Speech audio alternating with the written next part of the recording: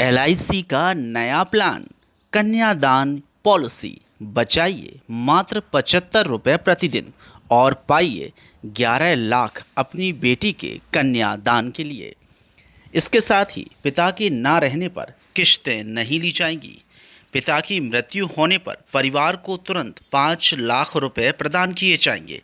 पिता की मृत्यु एक्सीडेंटल अगर होती है तो परिवार को तुरंत 10 लाख रुपए की मदद की जाएगी।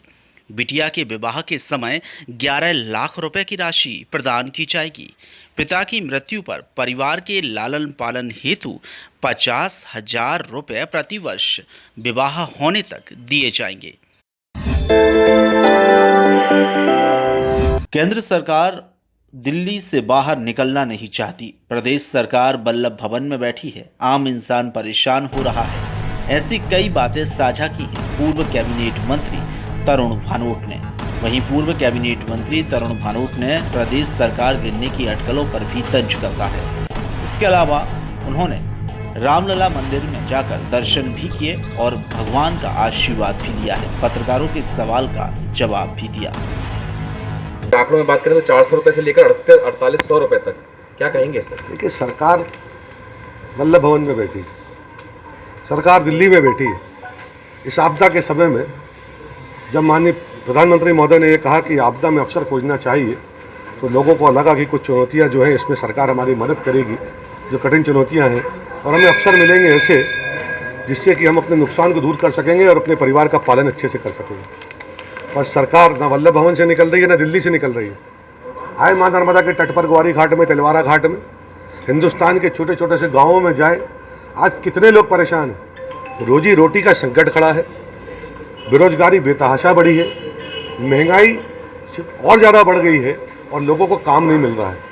उनके पास मेरे दफ्तर में आए, आकर बैठ के देखें क्या लोगों की स्थितियाँ हैं। अनाज नहीं है, बच्चे की फीस भरने का पैसा नहीं है, बिजली का बिल भरने का पैसा नहीं है, और उस पर यह तानाशाही कि बजाय रियायत देने के आप 40% तक मीटर का अधिभार बढ़ा दें, बिजली का शुल्क बढ़ा दें और प्रस्तावित करें। तो मैं तो यही कहूँगा कि जाको प्रभु दारों दुख देही ताकि मति पहले हर ले ही। इनमें संवेदनाएं नहीं बची हैं और निश्चित तौर पर अगर इनको अपनी जनता की संवेदनाएं आज नहीं दिख रही हैं तो आने वाले समय में जो सामने आएगा तो अच्छा नहीं होगा, और उसके परिणाम भी जो भी वर्तमान की तत्कालीन सरकार, अब वर्तमान की सरकार है, उसको भुगतना पड़ेगा। कांग्रेस ये कह चुकी है कि जल्द कमलनाथ जी सत्ता में आने वाले हैं। शिवराज जी दिल्ली के दौरे कर रहे हैं, सीक्रेट कैबिनेट की मीटिंग है, सत्ता परिवर्तन की कहीं ना कहीं चल। देखिए, प्रभु के दरबार में खड़ा हूँ।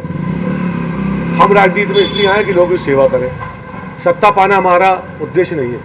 और मैं माननीय कमलनाथ जी के नेतृत्व में मुझे काम करने का, उनसे सीखने का अवसर मिला। मैं उनकी भावनाओं को बहुत अच्छे से जानता हूँ। वो कभी कोई चोरी की सरकार नहीं बनाएंगे, ना कभी इस प्रकार की राजनीति को उन्होंने प्रोत्साहन दिया है, ना देंगे, ना वो किसी ऐसी काम में लगे हैं कि सरकार गिराकर सरकार बना ली जाए। ये तो उन्हीं को मुबारक हो जिनने 2020 में जनता की चुनी हुई सरकार को गिराया था। अगर ये गिरेंगे, अपने कर्मों से गिरेंगे, अपने आपसी अंतर्द्वंद से गिरेंगे। हम तो जब जनता की अदालत में जाएंगे और चुनाव होगा तो जनता फैसला करेगी। निश्चित रूप से वो हमारे लिए उस फैसले को हम शिरोधार्य करेंगे, और हमारे लिए सबसे बड़ा फैसला वही है। ऐसे किसी काम में कांग्रेस कर नहीं रही है, न लगी है। हाँ, भारतीय जनता पार्टी जरूर पूरे हिंदुस्तान में जनता की चुनी हुई सरकारों को अस्थिर करने में माहिर है। और मुझे तो बीच में पता चला था कि ये दूसरे देशों में भी और अंतर्राष्ट्रीय स्तर पर भी ये बातें करने लगा कि तुम्हारे यहाँ भी किसी को हटाना और बनाना तो हम बना लेंगे। ये इनका काम है, हमारा काम नहीं। शिवराज जी को क्या अपनों से ही खतरा लग रहा है? अब शिवराज जी ने मुझे नहीं बताया कि उनको किससे खतरा है।